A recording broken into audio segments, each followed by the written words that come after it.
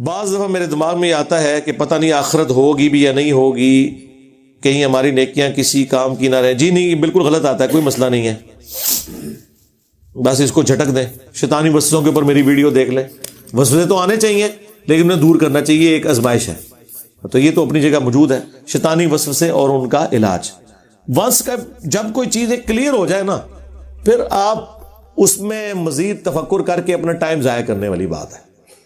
ٹھیک ہے، مثلا جب یہ چیز طے ہو چکی ہے کہ ہم نے موٹر بائک کو سٹارٹ کرنے کے لیے کک مارنی ہے، اس کی وجہ سے فیول جانا ہے انجن کے اندر، سپارک پلگ اپنا کام کرے گا اور اجمیر شریف والوں کا بنایا ہوا انجن چل پڑے گا، اور بغداد شریف کے بنائے ہوئے جو کرینک شافٹ ہے وہ اپنا کام شروع کر دے گی، اور دیوبند شریف کا جو فلائی ویل ہے وہ اپنا کام کرے گا، اور بریلی شریف کے ٹائر چلنا شروع کر دیں گے. کبھی ہمیں وہم بھی آیا یہ چیپٹر کلوز ہوئے ہیں. ٹھیک ہے، اس طرح ونس گاڈ ایگزسٹ تو باقی سارے سوال انویلڈ ہے. اس کے لیے آپ ہماری ویڈیوز دیکھیں اور چپ کر کے آخرت کی تیاری کریں. ذہن میں خیال آنے سے کوئی پکڑ نہیں ہے. میں نے تفصیلی ایک ویڈیو بھی ریکارڈ کروائی ہے،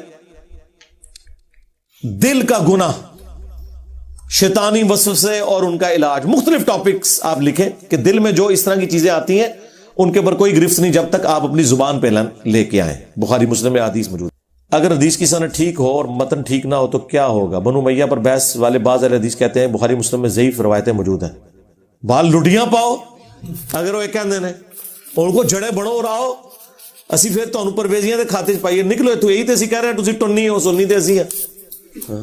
اگر بخاری مسلم کو بھی نہیں کسی نے ماننا تو وہ کہاں سے اہل حدیث اور سنی ہے؟ تو بات ہی ختم ہو گئی. جاؤ پھر نکلو تو. یہ جو عالم کہتا ہے نا انہوں کہا کہ ادھر تھلے لے ممبر تو لوے، انہوں کہا ذرا پرلے پاسے دیکھ، جو پرلے پاسے دیکھے پیچھو.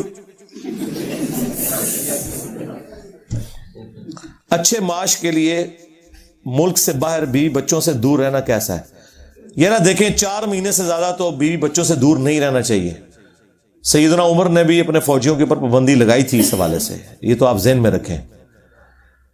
لیکن اگر کوئی عورت اس حوالے سے تیار ہے کہ وہ اپنا شرعی حق اس حوالے سے آپ کو معاف کرتی ہے، پھر میاں بیوی کنسنسس سے کوئی اس مجبوری کے تحت معاملات لے کے چل رہے ہیں تو ہم ان پہ کیا فتویٰ لگائیں. لیکن پھر اس قسم کے کئی واقعات رپورٹ ہوتے ہیں پھر بعد میں. اب وہ باتیں میں کیمرے میں کرنا نہیں چاہتا، اشارتاً بات کر رہا ہوں، تو وہ پھر اس کی ساری ذمہ داری پھر آپ کے اوپر ہی آئے گی. تو آپ دیکھیں بہتر تو یہ ہے کہ آپ بھی بچوں کو ساتھ لے کے جائیں. سیدھی سی بات ہے.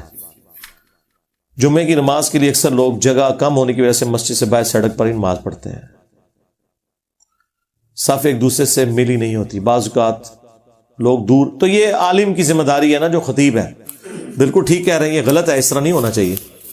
سب تو متصل ہونی چاہیے اور اس میں گیپ بھی نہیں ہونا چاہیے. آپ مسجد کے باہر کہہ رہے ہیں، مسجد کے اندر گیپ ہوتا ہے صفوں میں. خطیب کے پیچھے جو سامنے لوگ کھڑے ہوئے ہیں وہ 1-1 فٹ کے فاصلے پہ کھڑے ہوتے ہیں. آپ تو یہ بہت بڑی بات کر رہے ہیں، دور کی بات کر رہے ہیں. میں تو آپ کو پاس بتا رہا ہوں. تو یہ خطیب کی ذمہ داری ہے کہ بخاری مسلم میں ہے کہ نبی علیہ السلام اقامت کے بعد صفوں میں چل کے صفوں کو سیدھا فرماتے تھے، اور جب آپ کو یہ چیز شورٹی حاصل ہو جاتی کہ صفیں سیدھی ہو گئی ہیں پھر آپ نماز شروع کرتے تھے. تو یہ امام کی ذمہ داری ہے میرے بھائی. تو خطیب کو بتائیں نا، جو شخص 3 اکٹھی طلاقیں دیتا ہے اس کا کفارہ کیا ہے؟